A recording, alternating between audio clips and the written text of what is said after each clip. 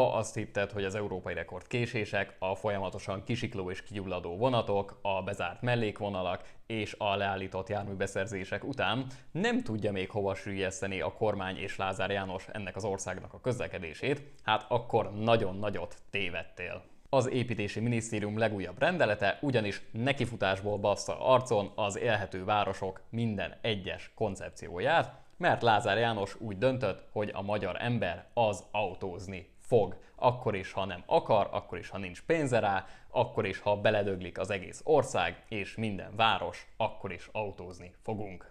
Az új település rendezési és építési követelmények alapszabályzata, röviden TÉKA, ezt is valami zseni találhatta ki, ami a jelenlegi OTÉKot váltja, ugyanis irreális mennyiségű parkolóhely létesítését várja el minden egyes új épület megépítéséhez. A rendelet szürreális példákat is tartalmaz, például kötelező lesz egy kocsmának vagy egy hajléktalan szállónak is parkolókat vagy mélygarást építenie. Ezzel a tervvel Magyarország visszafordul az autóközpontú embertelen várostervezés 20. századába, pedig már a trendet megkezdő Amerikában is rájöttek, hogy a parkolási minimumok elpusztítják a városokat, hihetetlen dugókat generálnak és olyan költségeket szabnak a vállalkozásokra és az emberekre, amik megállítják a városok valódi fejlődését. De hogy pontosan megértsük, hogy miért is brutálisan káros a parkolási minimumok törvényben való előírása, nézzük meg most, hogy honnan ered ez a borzasztó gyakorlat, miért vezették be, és hogyan jöttek rá már az autózás Mekkájában is, hogy a parkolók végtelen telepítésével semmit nem oldanak meg, csak elpusztítják a várost. Először is utazzunk vissza egy bő évszázadot. Ha ma rátekintünk a városainkra, akkor szinte lehetetlen elképzelni, hogy ezek a ma dugóban, zajban és az ezeket okozó autókban fuldokló városok máshogy is kinézhettek.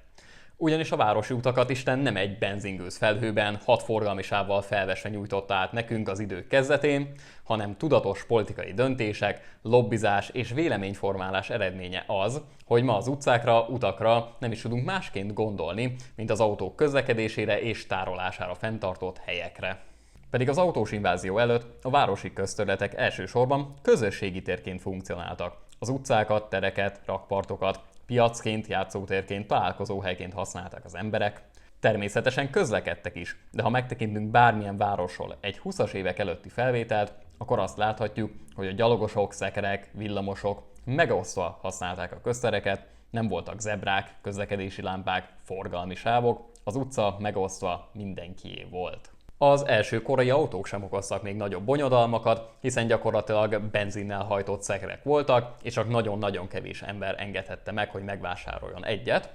De amint Ford atyánknak köszönhetően megindult a tömegtermelés, és egyre több ember engedhette meg magának az autók vásárlását, el is árasztották a városokat, és megjelentek a konfliktusok. És a városok arra készültek, hogy ezeket a veszélyes szerkezeteket visszafogják a városban, vagy legalábbis korlátozzák valamilyen módon a használatukat. Ami hát nem lett volna jó biznisz a már ekkor is hatalmas vagyonnal és ezáltal befolyással rendelkező nagy autógyárosoknak, akik azonnal akcióba is lendültek. Hatalmas marketing kampányokat indítottak, hogy elhitessék az emberekkel azt, hogy az utca az a haladó autóké, a gyalogosok pedig húzzák meg magukat, szoruljanak szépen a járdán a fal mellé, és viseljék a következményét annak, hogyha esetleg letévednek az útra, akkor ott igenis el lesznek gázolva, és csak magukat hibáztathatják ezért. Az autógyárosok lobbistái eközben pedig észérvekkel, akarom mondani vastag borítékokkal, jobb belátásra térítették azokat a városatyákat, akik korlátozni akarták a városokban az autók jelenlétét, és egyre több városban alakult ki az a gyakorlat, hogy az utcákat átadták az autós közlekedés számára. 1928-tól pedig egész Amerikában bevezették ezt a rendelkezést. A következő évtizedeket szinte mindenhol ugyanaz jellemezte. A középosztály az autó adta szabadságnak köszönhetően kivonult a városból, és vitte magával a pénzt is. A városi tanácsok mindenhol lezüllesztették a tömegközlekedést, az utakat átadták az autósoknak, így tovább növelve az autó iránti függőséget. Az autóközpontú életmód pedig kitermelte a saját életterét, a hatalmas parkolókkal és bevásárló központokkal teleszórt végtelen elővárosokat. Na, tök jó, mindenkit autóba ültettünk, csilingel a kassa, hátra lehet dőlni. Hát sajnos nem igazán, hiszen ezeket a kurva nagy guruló fémdobozokat valahol tárolni is kéne. A fő problémát ugyanis a méretük okozza, ugyanis ha azok az emberek, akik eddig vonattal, villamossal, biciklivel, gyalog jártak, azok hirtelen autóra váltanak, akkor nem fognak elférni, hiszen egy 2 tonnás acéldobozt cipelnek magukkal, amit valahol le kell tenni, ameddig bevásárolnak, dolgoznak vagy alszanak. Egy hagyományos városban pedig nagyon hamar kifutunk a rendelkezésre álló térből, hiszen a gyalogos és közösségi közlekedés dominanciája miatt a város szerkezete az kompakt és sűrű. Az autós közlekedés így először a létező közterületeket habzsolta fel minden városban. Nem is olyan régen még az Erzsébet vagy a Madács tér is egy egész nagy parkoló volt, de világszerte a legikonikusabb köztereket is átadtuk az autóknak. Gyakran mondják, hogy az amerikai városokat az autózáshoz építették, pedig ez nem igaz. Az autózás miatt pusztították el őket. A legtöbb amerikai város nagyon is hasonlított a mi európai városainkhoz, de az autósok végtelen étvágyának kielégítése miatt nagyobb lendülettel pusztították el a saját városainkat, mint az európaiakat itt a háborúban. Hát ha ez sem elég, akkor mi lehet a megoldás? Hát ezen gondolkoztak az 50-es évek zseniális várostervezői is, a megoldás pedig látszólag nagyon egyszerű. Hát kötelezzük arra minden épületet, minden vállalkozás, hogy annyi parkolóhelyet biztosítson a saját lokációján, amennyire csak szükség van, sőt, lehetőleg még többet is. Na hát akkor ezzel örökre megoldottuk a parkolóhelyek problémáját. Hát nem, de mellesleg még el is pusztítottuk a városokat, amiket megmenteni akartunk a parkolás hiányától. Hát de Ádám, mi itt a probléma? Ha mindenhol van elég parkoló, akkor mindenki autózhat, nem kell egyáltalán aggódni a parkolóhelyek hiánya miatt, eljött az autós paradicsom ideje. Na, ahhoz, hogy ezt megértsük, nézzük meg, hogy hogyan is szeretne egy átlagos autós parkolni, ha valahova utazik. Lehetőleg ingyen vagy brutálisan olcsón, a célállomáshoz közel, de lehetőleg közvetlenül az ajtóban,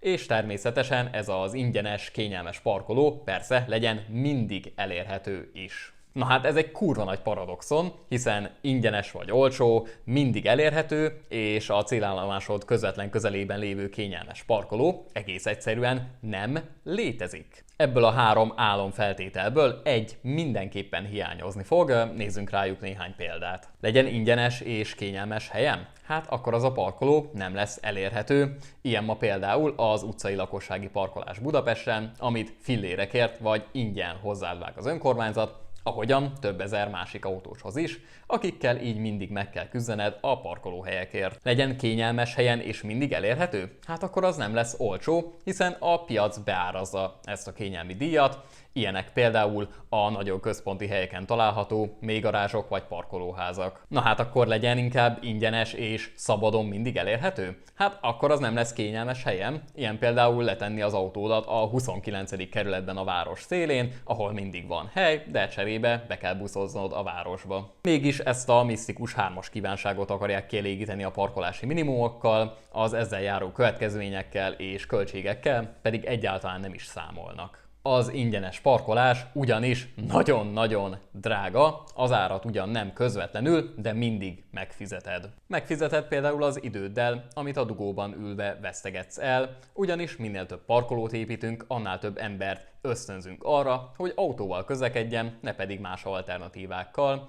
Így tovább nőnek a torlódások, ami persze lég- és zajszennyezettséggel, gyorsabban amortizáló utakkal és balesetekkel is jár, azoknak minden egyes költségével együtt, amit az egész társadalom fizet, azok is, akik soha nem ültek még autóba. De megfizeted az ingyenes parkolás árát akkor is, ha új lakást vásárolsz. Akkor is, ha soha nem fogsz ott autót tárolni, vagy autóba ülni.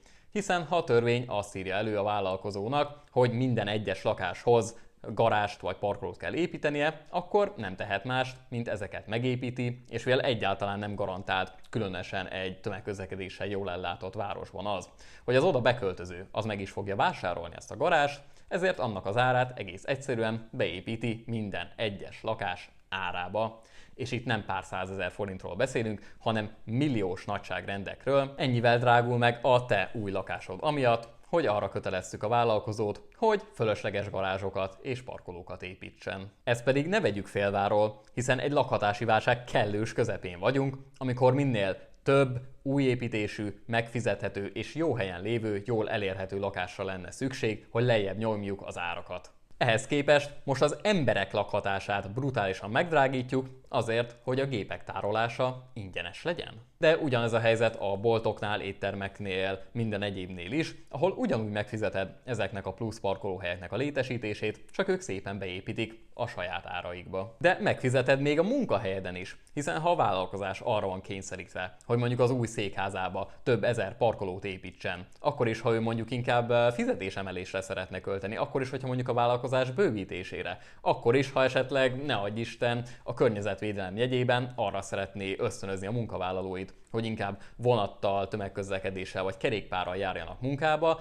és fölösleges lenne nekik parkolókat építeni, hát akkor is erre lesz kényszerítve, úgyhogy ki fogod fizetni igenis minden egyes esetben ezeknek a parkolóhelyeknek a felesleges létesítését. És itt a másik nagyon nagy probléma ezzel a rendelettel, hiszen ki az Isten dönti el azt, hogy mennyi parkolóhelyre van szükség egy kórházban, irodában, étteremben, vagy akár egy szórakozóhelyen. Alapból hihetetlen, hogy ez a rendelet az egész országot egy homogén egészként kezeli, mint hogyha ugyanannyi parkolóhelyre lenne szükség Acsán, ahol jár naponta 4 busz, mint az Asztórián, ahol 5 percnyire 4 metróvonal található. A parkolási minimumok kiszámítása mindenhol egy áltudomány. Minisztériumi csinovnyikok random a hasukra csapnak, és röhögve kitalálnak valami számokat, hogy mondjuk nem tudom, egy Lebújba 4 kurvánként kell egyetlen parkoló. És ez most túlzásnak tűnik, de nem! A rendelet tele van ilyen szürreális példákkal. Például mostantól egy vendéglátóipari egységnek minden 10 négyzetméterre után, még a kerthelységet is beleértve, kell egy parkolóhelyet létesítenie. Akkor is, ha ez a vendéglátóhely egy kocsma vagy szórakozóhely. Tehát, hogy értsük meg ezt, a kormány azt szeretné, hogy mostantól részeg embereknek több ezer parkolót építsünk egy olyan országban, ahol zéró tolerancia van. De a legdurvábban a P+R parkolóknál mutatkozik meg a parkolási minimumok kiszámításának áltudományossága. A rendelkezés szerint ugyanis a város méretétől függően 1000-1500 vagy 2500 lakosonként kell a vasútállomásokon egyetlen parkolóhelyet létesíteni. Tehát ez szerint a rendelet szerint mondjuk Vácon, ahol 36 000-en laknak, az állomás mellé elég lett volna 24, azaz 24 P+R parkolót építeni. A jelenlegi felújítás után 353 parkoló van a vasútállomás mellett, amik már reggel 7-re betelnek. De biztosan komoly számítások alapján határozták meg a Lázár minisztériumban azt, hogy oda 24 is elég lenne. De mondjuk a Puskás stadiont is, ha ez alapján a rendelkezések alapján építették meg volna, akkor 4600 parkolóhelyet kellett volna a stadion mellé vagy alá építeni. És miért nem épült oda ennyi parkoló? Hát mert végül a kormány úgy döntött, hogy a stadion központi elhelyezkedése és a jó tömegközlekedéssel való lefedettség miatt inkább azt támogatják, hogy a nézők a közösségi közlekedéssel érkezzenek. Na, ezt a logikát miért nem lehet minden más épületnél alkalmazni? Bocsi, lehet, ha az országos főépítész személyesen engedélyezi. Tehát ez még viccnek is rossz. De ismét a lakhatási válsághoz kapcsolódik a legdühítőbb előírás, hiszen mostantól nem lehet szociális bérlakást vagy hajléktalan szállót se építeni, anélkül, hogy annak építenénk parkolókat vagy mélygarást. Tehát ha egy önkormányzat úgy dönt, hogy a legelesettebb, legszegényebb embereknek a kerületben szeretne megfizethető lakhatást építeni, olyan embereknek, akiknek alig ha van pénzük egy autó fenntartására, akkor is kötelező nekik garázsokat építeni a házba. És hogy tisztában legyünk ezekkel az arányokkal, Debrecenben nemrég átadtak a belvárosban egy új mélygarást, röpke 5,58 milliárd forintért épült meg, cserébe kapott a város 207-es darab parkolóhelyet. A 13. kerületnek is volt 5,4 milliárd forintja, amit elkölthettek, ők ebből inkább egy 68 lakásos, passzív, tehát teljesen a ház által termelt energiából ellátott bérházat építettek, aminek a nagy része szociális bérlakás, és még ehhez a házhoz is építettek 75 parkolóhelyet még garázsba. Olyan hány megfizethető lakással épülhetett volna ott is több, ha a garázsok helyett lakások épültek volna a tömegközlekedéssel egyébként egyik legjobban lefedett kerületben. Órákig lehetne sorolni ennek a szabályozásnak a káros következményeit, de mielőtt a kommentelők megvádolnak azzal, hogy csak egy picsokó lipsi vagyok, aki csak panaszkodik, nézzük meg azt, hogy mit is lehetne kezdeni akkor ezzel a borzasztó helyzettel. Mert hát mi is az oka ennek a rendeletnek? Az a vélekedés, hogy nincsen elég parkolóhely. De miért is nincsenek? Vagy pontosabban miért nincsenek ott parkolóhelyek, ahol az emberek parkolni szeretnének? Hát térjünk vissza ehhez a hármas kívánság háromszöghöz. Hol nem lehet ma parkolóhelyet találni? Tehát hol nem valósul meg az elérhetőség kívánsága? Azokon a helyeken, ahol a parkolók kényelmesek és közel vannak a célállomáshoz, ott vannak a munkahelyek, boltok, lakások, éttermek, stb. És ezeken a helyeken a parkolás olcsó vagy egész egyszerűen ingyenes ma. Ma ez a helyzet körülbelül minden belvárosban, ahol a lakosok ingyenesen vagy fillérekért, az oda beérkezők is pedig maximum 600 forintért parkolhatnak. És mivel a parkolás a közterületeken ingyenes vagy nevetségesen olcsó, ezért a piaci áron üzemelő mélygarázsok üresen tátonganak ezeken a helyeken, hiszen drágább ott parkolni, mint az utcán. És most egy pillanatra fölveszem a nekem szokatlan kapitalista szemüvegemet, hiszen ahogyan ingyen sörből, úgy ingyen parkolóból sem lehet soha kielégíteni a keresletet, az olcsó parkolás valójában a közlekedésnek a hatósági áras csirkemelle. Csirkemell is csak azóta elérhető normálisan a boltokban, hogy már a piac árazza be a kereslet alapján annak az árát, na ugyanígy a parkolás is akkor lesz elérhető a kívánatos helyeken, hogyha a piac, vagy hát az állam, önkormányzat az a kereslet alapján meghatározza az árakat. Ezt a 21. században azért nem olyan nehéz megoldani, a parkolás már szinte mindenki online vagy üzenetben fizeti, tehát a digitalizációval már nincsen nagy probléma, kamerákon keresztül pedig könnyen lehet figyelni ugye a parkolóknak vagy az utcai parkolásnak a telítettségét. A parkolók gurui szerint az ideális foglaltság az olyan 80% körül van, ugye ez azt jelenti, hogy ha valaki megérkezik arra a helyre, akkor különösebb keringés és vadászat nélkül tud kényelmes parkolóhelyet találni.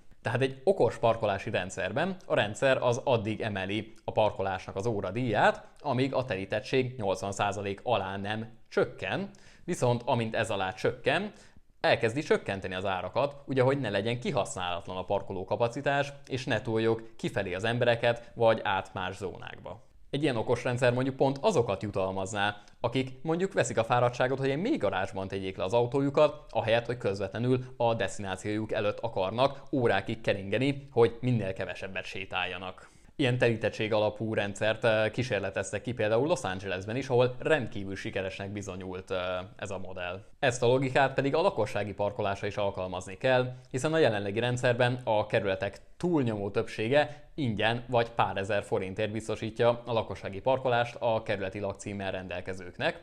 Így azok is ingyenesen az utcán tárolják az autójukat, akik azt nem napi szinten használják. Abban a pillanatban viszont, hogy fizetni kell már a parkolásért, hirtelen rájönnek az emberek, hogy nem is kell a lakás előtt az utcán tárolni az autót, vagy a 2-3 autóból elég egyet csak ott tartani. Józsefvárosban például 1400 autó eltűnt az utcákról, azután, hogy az önkormányzat bevezette a fizetős lakossági parkolást, ezek az autók pedig nagyrészt második vagy harmadik autók voltak azokban a háztartásokban, ahol már nem kértek rájuk engedélyt. De az is szürreális, hogy olyan emberek is kaphatnak ingyenes lakossági parkolásra engedélyt, akik egyébként olyan házban laknak, ahol a törvények miatt épült mélygarázs vagy parkoló. Ezt eddig egyedül a 12. kerület orvosolta, ahol már nem jogosultak ingyen közterületi parkolásra azok az emberek, akik olyan házban élnek, aminek emiatt épült mélygarázsa. Na de hogyan lehet még inkább tovább csökkenteni a parkolók iránti igényt? Hát például az, hogyha nem generálnánk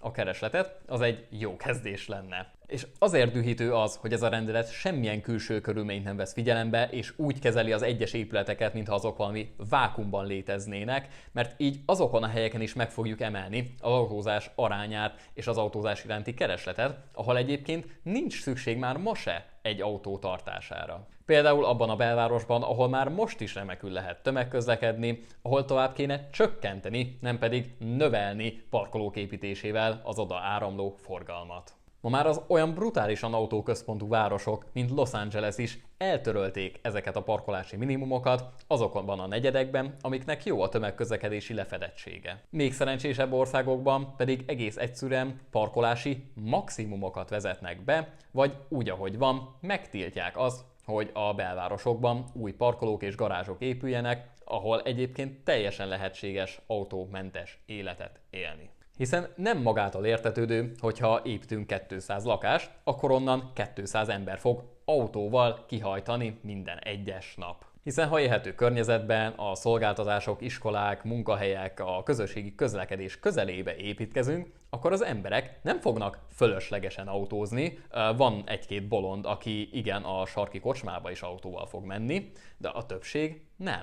Csak akkor fog minden egyes ember önbeteljesítő módon autóval járni, hogyha igen, minden ház alá hatalmas garázsokat építünk, az egész várost átszőjük városi autópályákkal, és elpusztítjuk minden egyes alternatíváját az autózásnak. Igen, akkor valóban mindenki autózni fog, és Lázár János elégedetten hátradőlhet, hogy ugye milyen jó, hogy gondoltunk erre a rengeteg parkolóra. És egy felelős államnak az lenne a feladata, hogy az embereket minél inkább arra ösztönözze, hogy a közösség szempontjából is fenntartható módon közlekedjenek az emberek, ugyanis, ahogyan azt már sokszor elmondtam, nem csak téged befolyásol az, hogy milyen közlekedési módot válasszasz, az autózás, főleg, hogyha a tömegek választják, az rendkívül káros mind a gazdaságnak, mind a közösségeinknek, mind a környezetnek.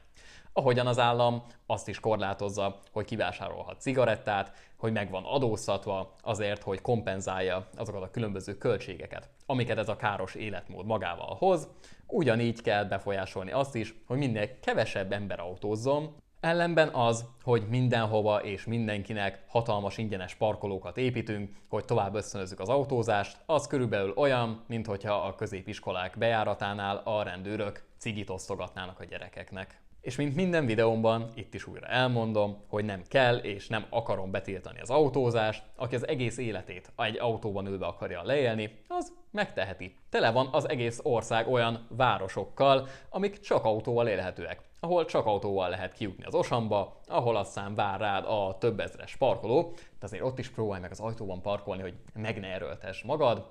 Miért nem elég ez nektek? Miért kell a sűrűségük miatt gyalog, kerékpárral vagy közösségi közlekedéssel, autó nélkül is nagyon jól használható városokra rákényszeríteni a ti szuburbános, városellenes fejlődéseteket? Ez a fajta gondolkozás nemhogy a jövővel, de már a jelennel sem kompatibilis, hiszen teljesen mindegy, hogy környezetvédelmi, gazdasági vagy szociális okokból, de a jövő városaiban kevesebb autót akarunk, még a Fidesz is, ami 2014 óta minden egyes alkalommal megszavazza azt a stratégiát, ami Budapesten 2030-ra 20% alá akarja csökkenteni az autózás arányát a közlekedésben. Erre alig 5 évünk van már csak. Gőzerővel kellene fejleszteni a vasutakat, a villamosokat, a trollivonalakat, megállás nélkül kellene a kerékpáros és gyalogos útvonalakat fejleszteni, nem pedig olajat önteni a tűzre, és minden egyes embert autóba tuszkolni. Már minden egyes helyen bizonyítottan város és nemzetpusztító útra lép rá Magyarország, ha ez a rendelet életbe lép, és életbe fog lépni. A kormány, ahogyan megszokhattuk, hagyott kemény 7 napot társadalmi egyeztetésre, de a releváns egyesületek és társaságok javaslata már most a kukában végezte. Úgyhogy nem is reménykedek másban, mint hogy legalább lesz néhány ember, aki ezután a videó után nem hiszi majd el Lázár Jánosék parkolási áltudományos indoklását, és egyszer majd oda is eljutunk, hogy nem az 50-es években ragadt gondolkozású kretének irányítják majd a magyar közlekedés politikáját. Viszont ha te többet szeretnél a parkolás tudományáról megtudni, akkor egyébként ajánlom ezt a könyvet, a Paved Paradise-t Henry Grabartól, ami rengeteg példán keresztül teljesen közérthető módon mutatja be a városi parkolás káros hatásait, és alternatívákról is beszél, meg egyéb hasznos kis linkeket is megtaláltok a videó leírásában. Szóval see you next time, és addig is parkolásban gazdag jó hétvégét kívánok mindenkinek, és élvezzétek ezeket a parkolási minimumok által létrehozott gyönyörű tájakat.